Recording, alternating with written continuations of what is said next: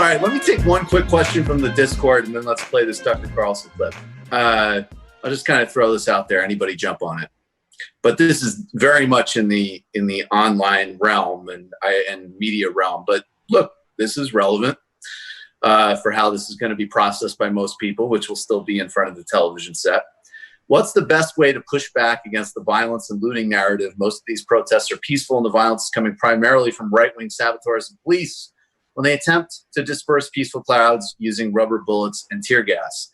I'm just going to say in reverse order, that's totally true. But I think the point that you're getting at is more difficult than that, because there's definitely people who are at these protests who are throwing bricks through windows. And I don't say that because I'm saying it's a bad thing. I'm saying it because you can't do the left tactic of like, it's correct, but it's like sometimes things need to be dealt with on their own terms.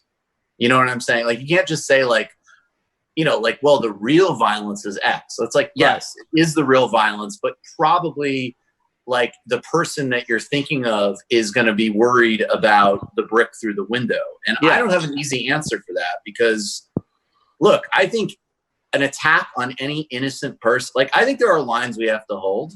I think if you see some random guy that owns a shop getting the shit beat out of him, yeah, you have to condemn that. And then, as I keep saying, I don't have if you come, I just don't have a comment on it. Someone throws a brick through a Target, it might not be the most helpful image for the cable news. I have zero judgment on it. That is quite literally not my place. I mean, what I would say along those lines is this is a reaction. Yeah. This is a response to a situation. And because we don't have a society that you can't condemn any movement for actions within it, because there's no guiding hand. Mm-hmm. And of course there are police. I mean, there's enough videos of cops smashing windows and piling bricks up to tell you that I don't know, anyone, there's an element in which you have to challenge the faith of any argument about that, because True. if you don't see the degree to which there is an obvious incentive and also followed through action on the part of police to disqualify these protests by allowing them to begin more violent. Look what happened last night in Manhattan. Giant groups of police officers standing around doing nothing. 2 blocks away, every storefront is being smashed open. Yeah. That's not accidental. How could it be? If it's accidental, then what are you defending the cops for? They're bad at their jobs. They're a bunch of Keystone dipshits. Clearly, it is in their interest to see that happen. But at the end of the day, this is all the whirlwind being reaped. Right.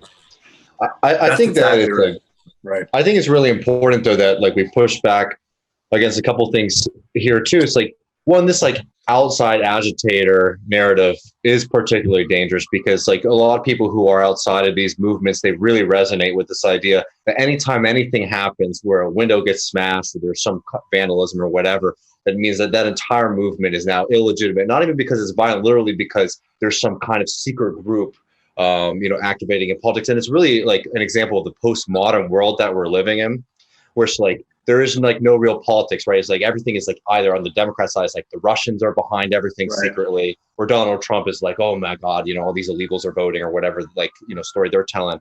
So I think it's really important to not to get into a trap of saying that every kind of action that happens at these protests is one justified and moral or whatever. But you also just saying that look, these are chaotic events that happen when the police come and they start attacking people in the streets. When someone is hitting you with the club, or you're seeing people being tear gassed around you, the idea of law and order or normal society, it just completely disappears. So to try to have this kind of expectation that every individual in a movement is going to act in unison in that kind of chaos is completely absurd. I don't know. I don't think that there's going to be a talking point answer to that, as much as it's we just need to push back against this kind of the outside agitator thing, specifically materially. That's something that I think is very important that we don't That's the big lie that's emerging. Yeah, because that's something that's, and you know what, I'm sorry, this is a reality. It's we've, the Democrats and a lot of liberals have been allowing this kind of conspiratorial mindset to really fester in a way that's so dangerous over the past few years that I get really worried when I hear these stories, because there are a group of people in this country whose worldview has just been so warped. And, people still like follow like Louis Mensch, who's thoroughly discredited, right? He was talking about Steve Bannon being executed years ago, right? But people still follow her and like trust her as a source of information. So like we have to understand like these kind of disinformation stuff is like very real, and we need to be taking it seriously.